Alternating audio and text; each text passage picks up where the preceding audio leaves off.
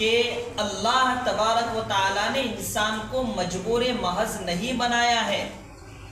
کوئی انسان یہ نہیں کہہ سکتا کہ اللہ نے میرے مقدر میں یہ لکھا ہے اسی لیے میرے ساتھ یہ سب ہو رہا ہے، بلکہ اس میں انسان کی اپنی کوشش بھی شامل حال ہوتی ہے، انسان کی اپنی محنت اس میں شامل حال ہوتی ہے، اس کے بعد ہی انسان اس چیز کو حاصل کرتا ہے یا وہ چیز انسان کے سامنے آتی ہے۔ مثال کے طور پر ایک انسان کے مقدر میں لکھا ہے کہ وہ گناہ کرے گا۔ آج کل یہی اعتراض ہوتا ہے کہ اللہ نے جب مقدر میں لکھ دیا ہے تو وہی چیز انسان کر رہا ہے، اب وہ چیز کرنے کے بعد انسان پر گناہ کیوں؟ ایک انسان کے مقدر میں لکھا ہے کہ فلاں وقت فلم دیکھے گا، اب لکھا ہے وہ دیکھنے والا ہے تو دیکھ لیا ہے، تو سوال ہوتا ہے کہ بھئی مقدر میں تو لکھ دیا گیا تھا، پھر اس نے گناہ کیا ہے تو پھر اس پر عذاب کیوں، اس پر سزا کیوں؟ انسان تو مجبور ہو گیا۔ لیکن ایسا نہیں ہے، تقدیر میں صرف یہ نہیں لکھا ہے کہ انسان فلاں وقت میں فلاں گناہ کرے گا، فلاں فلم دیکھے گا، بلکہ یہ لکھا ہے کہ اگر وہ بچنا چاہے تو بچ بھی سکتا ہے، اگر وہ کوشش کرے گا تو بچ جائے گا، یہ بھی ساتھ میں لکھا ہے۔ ایک انسان ہے پیدائشی طور پر اللہ اور اس کے رسول کا غلام بن کر پیدا نہیں ہوا ہے، اسلام اس کو نہیں ملا ہے، اب پوری زندگی گزارتا ہے بغیر اسلام کی حالت میں مرتا ہے، تو سوال ہوتا ہے کہ اللہ نے اس کو پیدا ہی اس حالت میں کیا تھا، پھر وہ مرا اس حالت میں، تو اس کو عذاب کیوں، اس کو سزا کیوں، جبکہ وہ پیدا ہی ایسا ہوا ہے؟ یاد رکھیے اللہ نے اس کو ہمیشہ کے لیے اس حالت میں رہنے کا تقدیر میں نہیں لکھا ہے۔ اگر وہ کوشش کرتا ہے، اگر وہ تحقیق کرتا ہے، جستجو کرتا ہے، تو ضرور بھی ضرور اسلام کی حقانیت کو وہ پائے گا۔ تو کوئی بھی شخص تقدیر پر دوش نہیں ڈال سکتا اور یہ نہیں کہہ سکتا کہ میرے مقدر میں یہ لکھا ہے اس لیے مجھے یہ ملا، اس لیے میرے سامنے یہ آیا۔ اور اللہ تبارک و تعالیٰ کے تعلق سے کوئی بھی یہ نہیں سوچ سکتا کہ اللہ نے ہمیں مجبور محض بنایا ہے۔ اس لیے رزق کا مسئلہ بھی ایسا ہے، انسان جتنی محنت کرے گا، جتنی کوشش کرے گا، جتنا دماغ دوڑائے گا، اللہ تبارک و تعالیٰ اتنا ہی اس کو دے گا۔ یہ تو نہیں ہوگا کہ ایک انسان بیٹھا رہے، آلسی بن کر بیٹھا رہے، بے فکر بن کر بیٹھا رہے اور سوچیں کہ کہیں سے میرے لیے روزی کا سامان مہیا ہو جائے، کہیں سے پیسے کا انتظام ہو جائے۔ اس کو اللہ پسند نہیں کرتا ہے۔ اللہ کے رسول نے کرائے سے، مزدوری سے بکریاں چرائی ہے، کھیتی باڑی کا کام اللہ کے رسول نے کیا ہے، اللہ کے رسول نے تجارت والا عمل کیا ہے، اور دنیا کو یہ بتایا ہے کہ آپ کو روزی روٹی کمانے کے لیے ہاتھ پاؤں ہلانا پڑے گی، حلال روزی میں شرمانے کی کوئی ضرورت نہیں ہے، کوئی 2 روپیہ پھینک کر آپ کو پھکٹ میں نہیں مارے گا، آپ ہاتھ پاؤں مارو گے، حلال روزگار کماؤ گے، تبھی جا کر آپ کا پیٹ بھرے گا۔ یہ دنیا دارالاسباب ہے، اس حساب سے آپ کو اس راستے سے جانا پڑے گا۔ اسی لیے اللہ کے رسول نے حدیث میں ارشاد فرمایا، التاجر الصدوق الامین مع النبیین والصدیقین، کہ دیانتدار تاجر، سچا تاجر، نبیوں کے ساتھ اس کا حشر ہوگا، سچوں کے ساتھ اس کا حشر ہوگا۔ کتنی بڑی فضیلت اللہ کے رسول نے تجارت کے سلسلے میں بیان فرمائی۔ اس لیے روزی روٹی کا جو مسئلہ ہے یہ ہمارے اپنے عمل دخل سے تعلق رکھتا ہے۔ ہم جتنی محنت کرتے ہیں، حلال روزگار تلاش کرتے ہیں، اللہ تبارک و تعالیٰ اتنی ہی برکت دیتا ہے۔ اب یاد رکھیے، جتنا نصیب میں ہوگا وہ ملے گا، ضرور ملے گا۔ اس کے بغیر انسان نہیں رہ پائے گا، لیکن کوشش اس کو کرنا پڑے گی۔ کوشش کے بغیر انسان اس چیز کو نہیں پا سکتا۔ تو تقدیر کے مسئلے میں اعتراض اسی لیے ہوتا ہے کہ ہم کو پوری بات تقدیر کے بارے میں معلوم نہیں ہے، کہ اس میں انسان کا بھی عمل دخل ہے، اس کے بعد ہی وہ چیز اس کو سامنے آتی ہے۔ اللہ تعالیٰ جس کو جتنا چاہے دے سکتا ہے، جب چاہے دے سکتا ہے، اور جس راستے سے چاہے دے سکتا ہے کہ ہمیں پتہ بھی نہیں چلتا۔ ایک شخص اپنے والدین کی بہت خدمت کیا کرتا تھا، حد سے زیادہ خدمت کیا کرتا تھا، والدین کا انتقال ہو گیا۔ اب کئی روز گزرنے کے بعد ایک دن خواب میں دیکھتا ہے، کوئی کہنے والا کہہ رہا ہے کہ تو نے اپنے والدین کی بہت خدمت کی ہے، اس کے بدلے میں ہم تجھے 100 دینار دیتے ہیں، فلاں فلاں پتھر کے نیچے سے لے لے۔ صبح اٹھتا ہے، بیوی سے خواب بیان کرتا ہے، بیوی کہتی ہے کہ لے لو، انعام ہوگا۔ وہ کہتا ہے میں نے ایک سوال اس کہنے والے سے پوچھا ہے کہ کیا ان دیناروں کے لینے میں میرے لیے برکت ہوگی؟ تو جواب دینے والے نے کہا ہے کہ برکت تو نہیں ہوگی، تو میں نے یہ کہہ دیا ہے کہ برکت نہیں ہوگی تو میں نہیں لوں گا۔ اب دوسرے دن اور خواب آیا کہ آپ نے والدین کی بہت خدمت کی ہے، ہم اس سے بہت خوش ہوئے ہیں، فلاں فلاں پتھر کے نیچے 10 درہم رکھے ہوئے ہیں، وہاں سے نکال لو، وہاں سے لے لو۔ پھر اس نے کہنے والے سے وہی سوال کیا کہ کیا اس میں برکت ہے؟ کہنے والے نے جواب دیا کہ برکت نہیں ہوگی۔ دوسرے دن پھر بیوی سے خواب بیان کیا، بیوی نے کہا کہ کل 100 کا آفر آیا تھا، وہ چھوڑ دیا ہے، اب 10 تو لے لو۔ اس نے کہا کہ برکت نہیں ہے، اس لیے میں نہیں لوں گا۔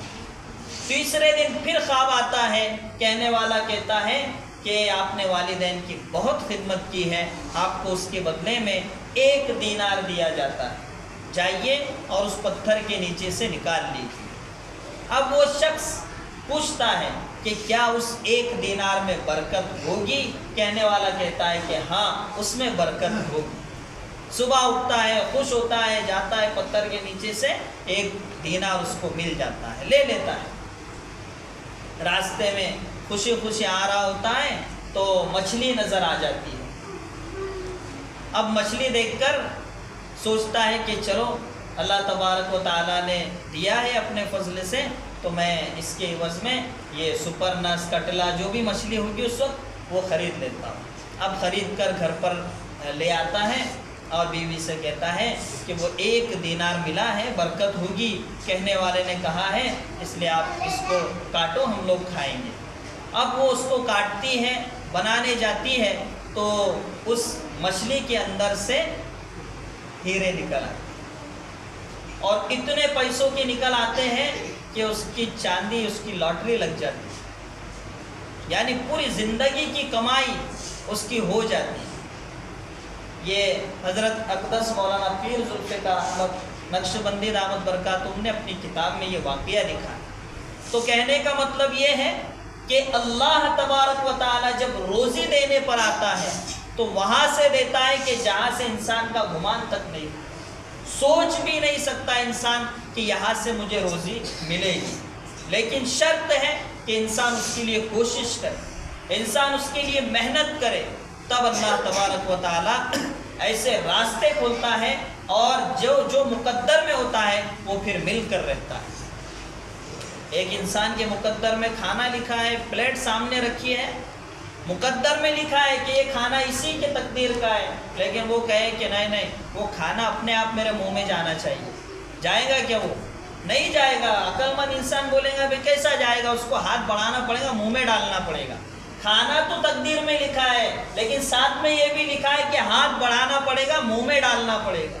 ایسے ہی ہر چیز تقدیر میں لکھی ہے، لیکن انسان مجبور محض نہیں ہے، اس کے عمل دخل کو اس میں بہت بڑا دخل ہے کہ اگر وہ یہ کرے گا، ہاتھ بڑھائے گا تو اس کو ملے گا۔ اس لیے میرے دوستوں، اللہ تبارک و تعالیٰ کو پر ہم ذرا بھی तोहमत नहीं लगा सकते, नाउज़ बिल्लाह, इल्ज़ाम नहीं लगा सकते कि अल्लाह तबारक व तआला ने मेरी तकदीर में गुर्बत लिखी है या मेरी तकदीर में बिल्कुल गरीबी लिख दी है। ऐसी हम तोहमत अल्लाह पर नहीं, कोई इंसान नहीं लगा सकता, दुनिया का कोई इंसान ये सोच भी नहीं सकता। और एक वाक़या याद आ गया कि एक बहुत बड़े ताजिर थे। अब वो रहते थे बहावलपुर में, हमारे पड़ोसी मुल्क में एक शहर है। अब उनको जाना था गुजरानवाला दूसरे शहर में। अब वो घर आए कि भाई मैं प्लेन में मुझे निकलना है फटाफट, तो इसलिए घर आए तैयारी के लिए। तो बीवी ने कहा कि बच्चा चने खा रहा था, तो मस्ती करते हुए खा रहा था, तो उसकी नाक में चना चला गया। उछल कूद करके खा रहा था, बच्चे वैसे भी ऐसा फेंक रहा है खा रहा है, फेंक रहा है खा रहा है, तो एक चना नाक में चला गया है। अब उसने उसको निकालना चाहा तो गड़बड़ में उंगली लग गई और अंदर चना चला गया। बहन को बुलाया, बहन ने कोशिश की और अंदर चला गया है। बच्चा परेशान है, तो कहा कि अब अगर इसका इलाज यहाँ करवाने जाऊँगा तो मेरी फ्लाइट छूट जाएगी, प्लेन छूट जाएगा। इसलिए एक काम करो, 2 घंटे बर्दाश्त किया है ना बेटा, और 1 घंटा बर्दाश्त कर लें, वहाँ जाने के बाद फिर मैं फुला डॉक्टर को बताऊँ। अब उसको प्लेन में बिठाए और गए। जब गुजरानवाला पहुँचे हैं तो डॉक्टर नहा रहा है, गुसल कर रहा है। अब यकायक वो बच्चा भी तड़प रहा है, तकलीफ में है, और डॉक्टर ने कहा है कि मैं 5 मिनट में आता हूँ। उतने में बच्चे को छींक आई, बच्चे ने छींका और वो चना नीचे गिरा, और वहाँ मुर्गी चना ढूंढते हुए बैठी थी। जैसे ही चना गिरा, मुर्गी ने वो चना उठाया और खा गई। मुर्गी गुजरानवाला में, चना लिखा है उसके मुकद्दर में, और चना पड़ा है बहावलपुर में। अल्लाह ताला ने 2 घंटे में वो चना इस जरिए से वहाँ पहुँचाया और उस मुर्गी ने उस चने को खाया। तो मेरे दोस्तों, रोज़ी का मसला ऐसा है कि वो चलकर आपकी तरफ आती है, लेकिन आपको बढ़कर उसकी तरफ जाना पड़ेगा, वरना आप कहेंगे कि यूं ही मुझे मिल जावे, तो फुकट में अल्लाह ताला किसी को भी नहीं देता। याद रखिए, ये अल्लाह का फजल होता है कि अल्लाह ताला किसी पर इनामात कर दे, जैसे कि वो मछली वाले का वाक़या कि अल्लाह ने उसको अपने फजल से नवाज दिया, वरना आम तौर से दुनियादारुल असबाब होने के नाते हाथ पाँव तो हमें मारना पड़ेगा। इसलिए सच्चा जो ताजिर होगा, दियानतदार जो ताजिर होगा, अल्लाह ताला उसके लिए बरकत के दरवाजे खोलेंगे, अल्लाह ताला उसके ज़रिए रहमत के दरवाजे खोलेंगे। और याद रखिए, माल फितना उसी वक्त बनता है, पैसा फितना उसी वक्त बनता है, आजमाइश उसी वक्त बनती है जब उसका गलत इस्तेमाल होता है। वरना बहुत से मालदार ऐसे हैं जिन्होंने आखिरत का सौदा पैसों के ज़रिए किया है और आखिरत में अपने मकानात बनवाए। इसलिए पैसा ये बुरी चीज़ नहीं है, लेकिन उसका इस्तेमाल ये बुरा बनाता है। अगर गलत जगह इस्तेमाल होता है तो वो पैसा बुरा बन जाता है, सही जगह इस्तेमाल होता है तो अल्लाह की नज़र में वो पैसा बहुत कीमती बन जाता है। सहाबा ने, बहुत करोड़पति सहाबा थे, मालदार सहाबा थे, लेकिन अपना माल दीन के रास्ते में, दीन की मदद में उन्होंने लगाया तो उनके माल ने उन्हें कहाँ तक पहुँचाया। इसलिए माल उस वक्त फितना बनता है जब हम लोग उसका इस्तेमाल गलत करते हैं, और माल उस वक्त नेमत होती है जब हम उसका सही इस्तेमाल करते हैं। इसलिए रोज़ी रोटी कमाने में किसी भी तरीके की शर्मिंदगी को सामने ना लाए, बल्कि हलाल रोज़गार अगर मिल रहा है तो बिंदास उसको करिए, और चाहे हल्का कारोबार हो, हल्की मजदूरी हो, उसको छोड़िए मत, हलाल रोज़गार छोड़िए मत। अगर हलाल रोज़गार छोड़ दोगे तो खाने के लाले पड़ जाएंगे, और फिर जब लाचारी और मजबूरी आती है और जब हलाल रोज़गार छूट जाता है, कमाई का ज़रिया छूट जाता है, तो फिर इंसान रोज़ी रोटी की तलाश में किसी भी हद को चला जाता है, फिर वो गुनाह करता है, गलत तरीके से पैसा कमाता है, गलत तरीके से पैसे लेता है, फिर उसको कोई फिक्र भी नहीं। इसलिए अगर अल्लाह ने आपको हलाल रोज़गार का ज़रिया दिया है, हलाल रोज़गार आपने तय किया हुआ है, आप किसी कारोबार में लगे हुए या कोई हुनर आपने सीखा हुआ है, لگے رہیے، اللہ تعالیٰ اس میں بہت آپ کو ترقی دے گا اور اللہ تعالیٰ اس میں خوب برکت دے گا۔ اللہ سے دعا ہے کہ اللہ تعالیٰ ہم سب کو کہنے سننے سے زیادہ عمل کی توفیق عطا فرمائیں۔ وآخر دعوانا ان الحمد للہ رب العالمین۔